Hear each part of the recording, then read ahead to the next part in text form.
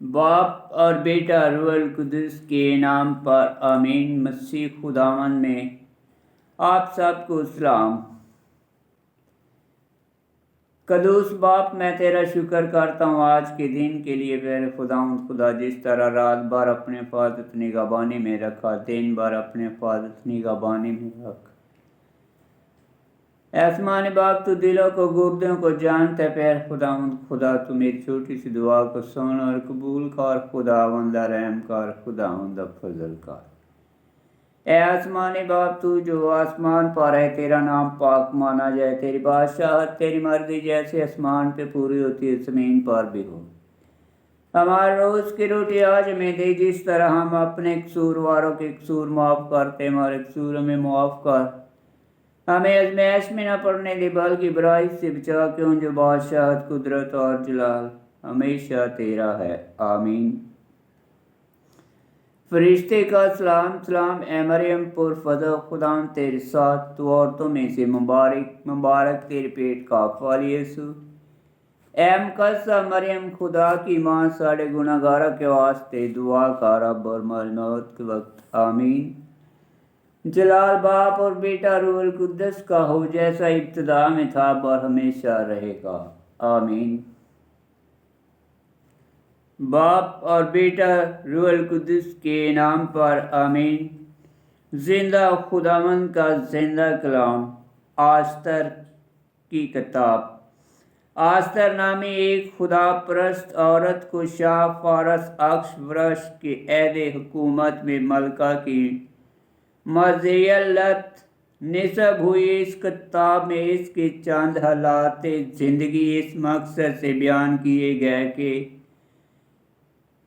پروردگار مہربان خدا اپنی امت کو کس قدر عجیب و غریب طریقے سے ہر خطرے سے بچاتا ہے۔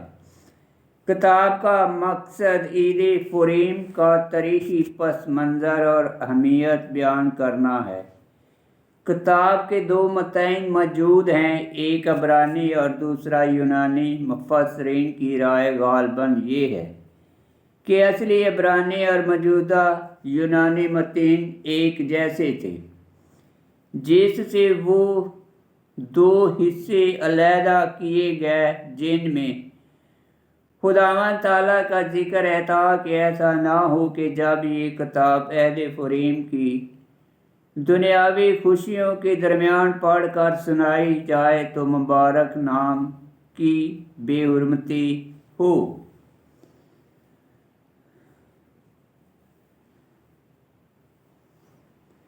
مقدس جیروم نے اس محذوف آیات کو یونانی میں ترجمہ کر کے حاشیہ میں درج کیا۔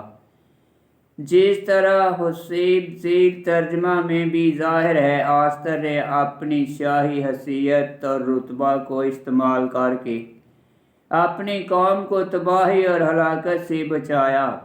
یہودیت کی طرح آستر بھی خاتون مبارک مقدسہ مریم کی پیش علامت سمجھی جاتی ہے۔ آستر کی کتاب، اس کا پہلا باب۔ سوسن میں شاہی ضیافت۔ اور یوں ہوا کہ اکشورش نے، جو ہند سے لے کر کوش تک 127 صوبوں پر سلطنت کرتا تھا، جب وہ اپنے تخت سلطنت پر قیصر سوسن میں مستقل ہوا، اپنی سلطنت کے تیسرے سال میں اپنے تمام امراء اور وزراء اور فارس اور مدائی کے سپہ سالاروں اور صوبوں کے شرفاء اور ممالک کے رئیسوں کے لیے ایک جشن کیا، اور وہ بہت دن، یعنی 180 دن تک اپنی مملکت کی شوکت کی دولت اور اپنی عزت اور طاقت کی عظمت دکھاتا رہا۔ پھر جب وہ دن گزر گئے تو بادشاہ نے شاہی محل کے باغ کے صحن میں 7 دن تک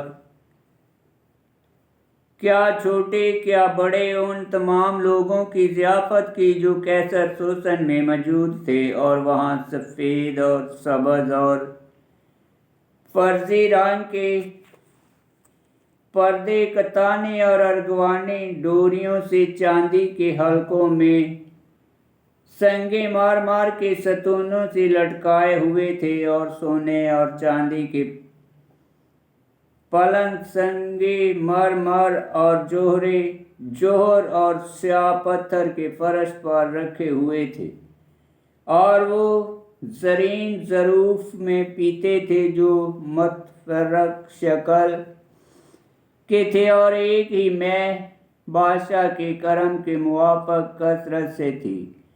मगर शाही हुक्म के मुताबिक मैं किसी को ज़बरदस्ती नहीं पिलाई जाती थी, क्योंकि बादशाह ने अपने महल के तमाम ओहदेदारों को तकीद फरमाई थी कि हर शख्स अपनी मर्जी के मुताबिक पिए। मलका वश्ती की मजूली। और मलका वश्ती ने भी अक्स वरश के शाही महल में औरतों की ज़ियाफत की, और 7वें दिन में जब बादशाह का दिल मैं से मसरूर हुआ तो उसने उन 7 ख्वाजा सराओं यानी मेहमान बजता, अरबुना बजता,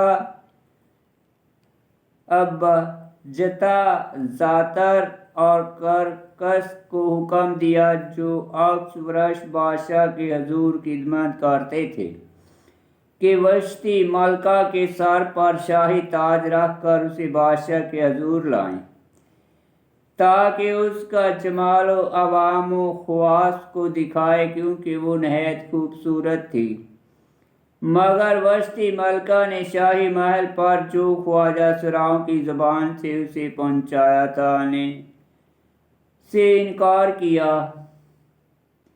मगर वश्ती मलका ने शाही हुक्म पर जो ख्वाजा सराओं की ज़बान से उसे पहुँचा था आने से इनकार किया। चनाचा बादशाह बहुत नाराज़ हुआ और दिल ही दिल में उसका गुस्सा भड़का। तब उसने उन दानिशमंदों से पूछा जो शाही दस्तूर के मुताबिक उसके हजूर रहते थे और जिनकी मशावरत से वो सब कुछ करता था, क्योंकि वो अबवाजदाद के कवानीन और फसीलों से वाकफ थे।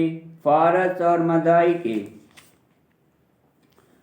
7 उमरा यानी कुरशाना, शितार, अदमाता, तरशश, मार्स, मरसना और ममुकान उसके ये मुकर्रब थे जो बादशाह का दीदार हासिल करते और ममलकत में सदर नशीन थे कि कानून के मुताबिक वश्ती मलका से क्या किया जाए, जबकि उसने अक्स वरश बादशाह के हुक्म की तमील नहीं की जो ख्वाजा सराओं की ज़बान से उसे दिया गया था।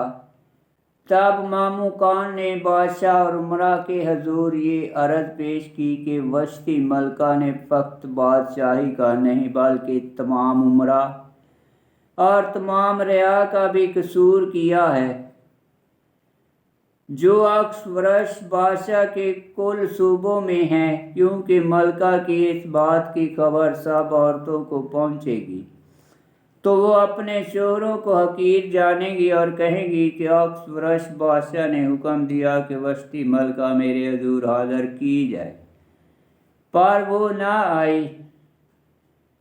और ये देखते हुए फारस और मदाई की तमाम बेगमें जिन्होंने मलका की बात सुनी बादशाह के उमरा से यूं ही कहीं गई, सो हकारत और तैश पैदा होगा।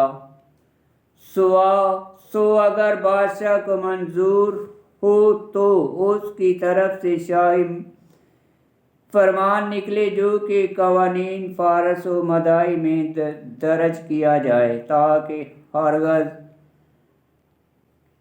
बदला ना जाए कि वश्ती अक्स वरश बादशाह के हजूर फिर कभी ना आए और बादशाह उसका शाही रुतबा किसी और को दे जो उसकी हम नशीनों में से उससे बेहतर हो, और जब बादशाह का फरमान जैसे वो सदार करेगा उसकी तमाम ममलकत में शोहरत पाएगी। جو نہایت وسیع ہے، تب سب عورتیں کیا چھوٹی کیا بڑی اپنے شوہروں کی عزت کریں گی۔